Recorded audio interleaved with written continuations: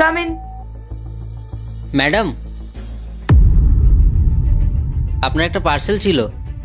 রনিত? ও তো আমার হাজবেন্ড, আর ও ডেলিভারি বয়ের কাজ করছে। ম্যাডাম, আপনার পার্সেলটা। হ্যাঁ দিন।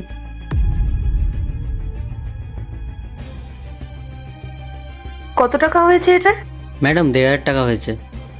আচ্ছা,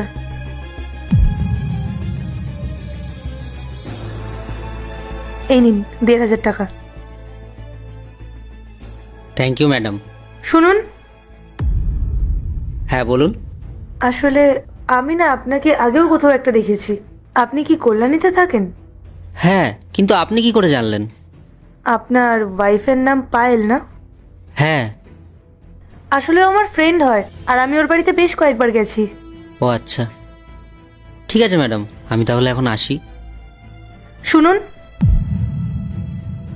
আমাকে তো পায়েল বলছিল যে আপনি অনেক বড় লোক, আপনার 2-3টে নিজস্ব বিজনেসও আছে, তাহলে আপনি এই ডেলিভারি বয়ের কাজ করছেন কেন? আসলে আমার বিজনেসে লস হয়ে গেছিল, তাই এখন আমি এই কাজ করছি। ম্যাডাম, আমি আসি তাহলে। শুনুন, আপনাকে দেখে মনে হচ্ছে আপনি কোনো প্রবলেমের মধ্যে আছেন।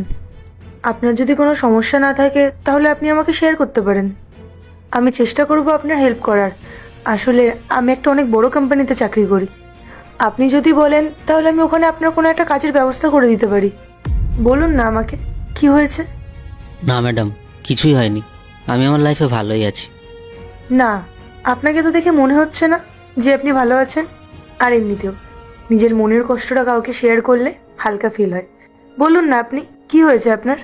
কি আর বলবো ম্যাডাম, আজকে আমি নিজের ভুলেরই শাস্তি পাচ্ছি। ভুলের শাস্তি মানে? ম্যাডাম, আমার জীবনে সব থেকে বড় ভুল হচ্ছে আমি পায়েলকে ডিভোর্স দিয়ে অন্য একটা মেয়েকে বিয়ে করেছিলাম। আপনি পায়েলকে ডিভোর্স দিয়ে দিয়েছিলেন? কেন? পায়েলকে আপনাকে ভালোবাসতো না? না না ম্যাডাম, পায়েল খুব ভালো ছিল, ও আমাকে খুব ভালোবাসতো, দোস্ত আমারই ছিল। আমি ওই মেয়েটার ভালোবাসায় অন্ধ হয়ে গেছিলাম। তারপর থেকে পায়েলের সাথে খারাপ ব্যবহার করতে শুরু করলাম। তারপরে মেয়েটাকে বিয়ে করার জন্য আমি পায়েলকেও ডিভোর্স দিয়ে দিলাম। আর সেটাই ছিল আমার জীবনের সব থেকে বড় ভুল ডিসিশন। ও আমার সমস্ত প্রপার্টি নিজের নামে লিখে নিয়েছিল আর আমাকে পথে বসিয়ে দিল। বুঝলাম। আচ্ছা, আপনি তো আপনার আগের ওয়াইফ মানে পায়েলের কাছে গিয়ে ক্ষমা চেয়ে নিতে পারতেন।